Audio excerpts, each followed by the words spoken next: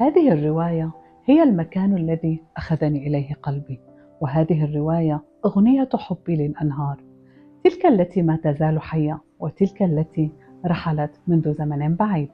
من هون منبلش، من كلمات طالعة من قلب الكاتبة التركية أليف شافاك، من رواية بتحكي عن الذاكرة وعن المدن اللي اندثرت وعن وجع أجيال، وبتقول إنه أحياناً قطرة مي وحدة بتكفي لتربط 3 حيوات، وبتسافر من نينوى القديمة للندن الحديثة، وبتنزل ببطء على سطح نهر التايمز.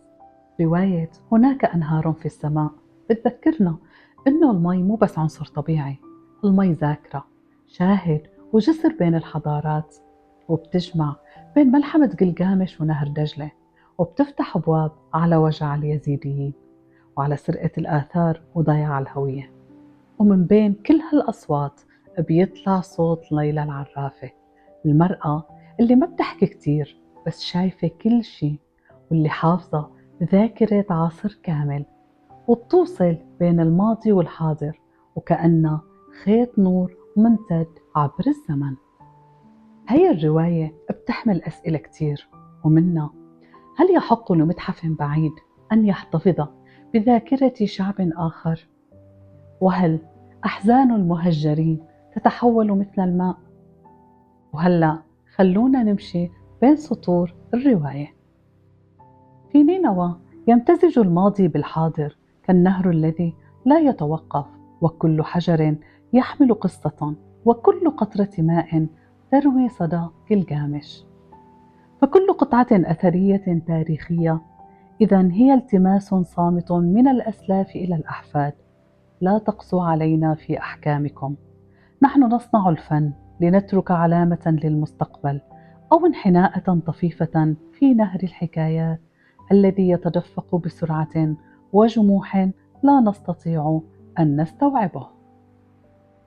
الناس ينقسمون إلى 3 أقسام: الذين بالكاد يرون الجمال، والذين لا يتعرفون عليه إلا حين يوضح لهم، وأولئك الذين تسكن أرواحهم النفيسة فيجدون الجمال أينما ذهبوا. نارين تسأل جدتها: لماذا تتحدثين دائما إلى الأشجار والصخور والماء الجاري؟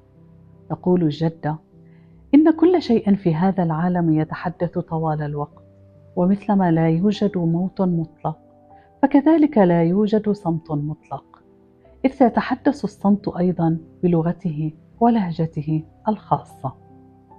وتذكري أن العالم جميل رغم كل ما فيه من ألم وأحزان، كيف لا وهو مطلي بألوان قوس قزح. في وسعنا أن نرى الجمال حتى ونحن في عيون مغمضة، إن عرفنا كيف ننظر.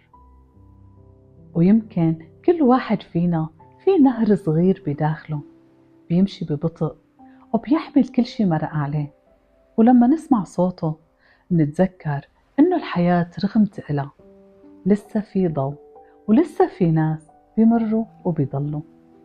نلتقي بحلقة جديدة مع كلمات بتسافر وقلوب بتتلاقى، ورحلة بين السطور ما بتنتهى. وإلى اللقاء.